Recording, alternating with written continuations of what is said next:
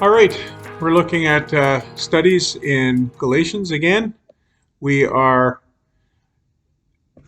beginning in verse 11 and covering through to verse 2, chapter 14. This section I've entitled Paul's Interaction with Church Leaders over the Gospel. We see in verses 11 to 17 that Paul's conversion and gospel came by direct revelation.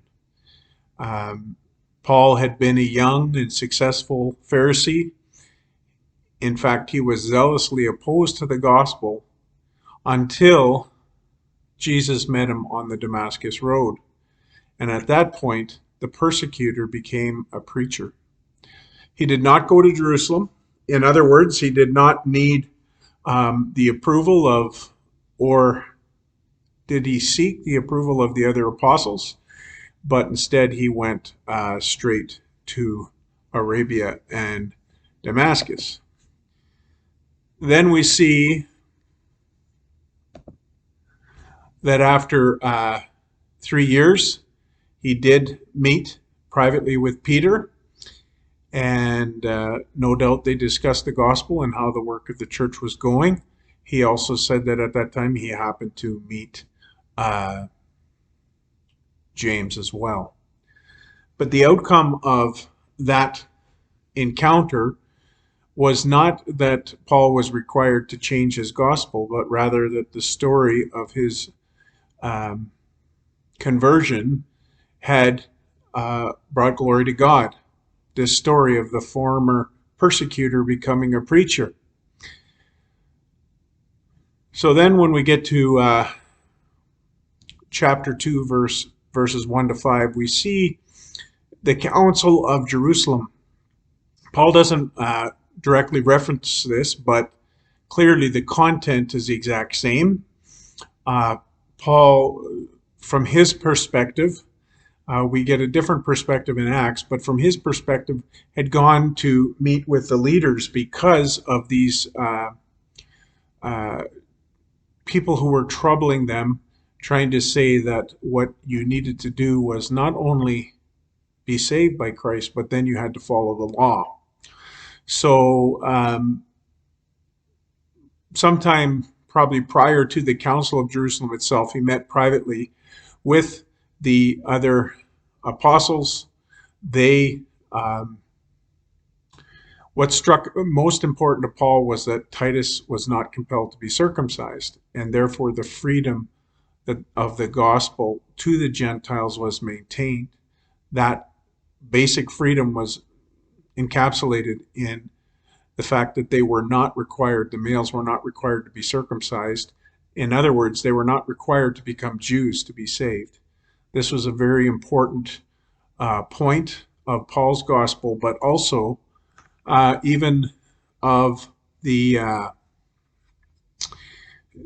vision that Peter had earlier. If we remember that very early on, Peter had this vision that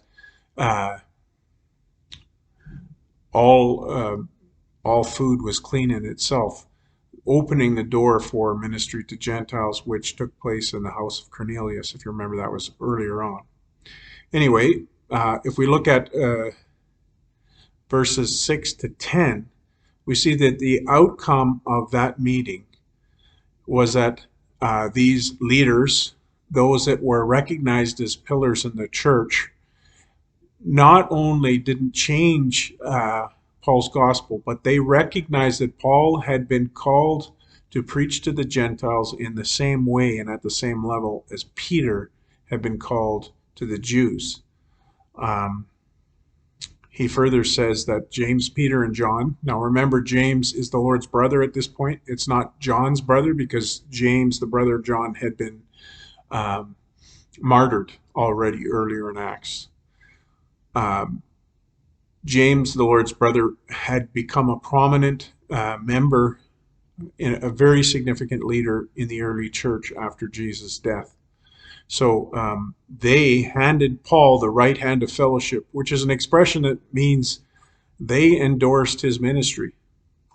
And the only thing that they encouraged was that they should remember the poor. Also, there was a reference to not eating meat strangled that still had the blood in it, but that wasn't a major part of it. But just to remember the poor.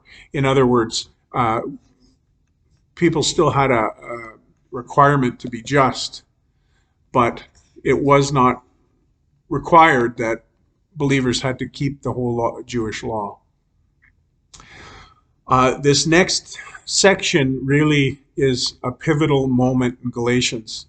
There's been a little bit of an edge to what Paul is saying about the other leaders, and I have a sneaky feeling it comes down to what takes place in verses 11 to 14, because in verses 11 to 14, Paul gives an account of when he was forced to confront Peter. Peter had come to Antioch likely sometime after the Jerusalem Council, although it's possible he was making reference to an event that took place before a Jerusalem Council. It's most likely after. So he's coming probably to see the work that God has been doing. And while he was there, he fell into error when some men who had come from James, they were probably more traditional in their holding of Jewish customs. And so what happened was when these men from James came up to Antioch, Peter stopped eating with the Gentiles. And so Paul confronts him publicly because this strikes at the heart of the message that Paul is trying to relay. And that is that not only are we not saved by the law, it's important to understand our relationship to it. And what Peter was doing was threatening the message of salvation coming by grace alone, because he was pulling back from the Gentile believers. What was he doing that for? He was doing it out of fear of some of the more strict Jewish believers, but the consequence of that action, if not addressed, would throw into disrepute the gospel that gave people the freedom to